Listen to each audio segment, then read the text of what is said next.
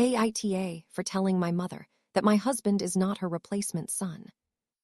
My parents have 2 kids, me, F26, and my brother Dan, M34. Dan had a rough time growing up, and frankly, my parents failed him. As a teenager, he struggled with severe addiction and mental illness, and they did almost nothing to help him. By the time he was done with college, he had completely cut off my parents.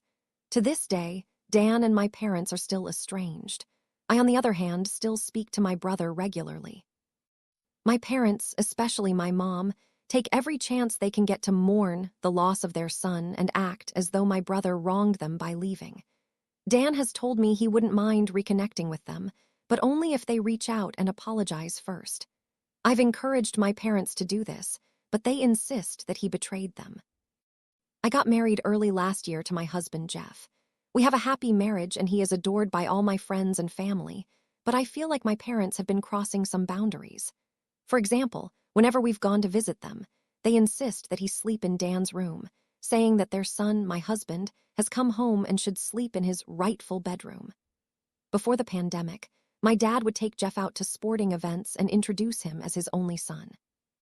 Most of the pictures of my brother in my childhood home have been replaced by pictures of my parents with Jeff.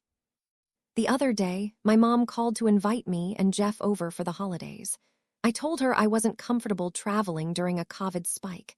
She was irritated but dropped it.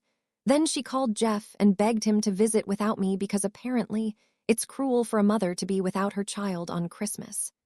Jeff politely told her he wasn't going to visit without me.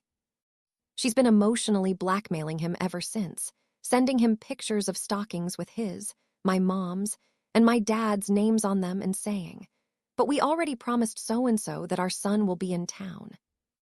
This felt ridiculous and unsettling, so I called her up yesterday and explained to her that she's violating our boundaries.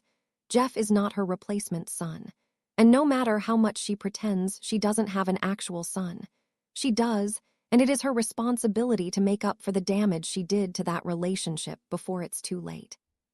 She started crying and called me cruel for mentioning Dan, and said I have no idea what it's like to be a mother, and it's disgusting that I'm trying to deprive her of a son when she has already lost one by keeping Jeff away from her. My father agrees with my mother and Jeff agrees with me, though he doesn't like to rock the boat and thinks I should apologize anyway. I thought I did the right thing, but now I'm really not sure if I went too far. AITA. Edit. Thank you all for the support and advice. I appreciate it so much. I haven't been able to sleep, so I've been reading every comment. I don't know if I have the emotional energy to post in Justnamil yet, but I'm reading a lot of what's posted there and already feel less alone. My tentative plan is to arrange for me and Jeff to get individual therapy and maybe couples therapy later on. We're going NC with my parents for a while. I'm also planning to invite Dan to stay with us over the holidays. I have a lot to make up for, and I want to spend as much time as I can with him and let him know he's loved. Edit 2. Also in response to the people pointing out the gross incestuous implications behind this.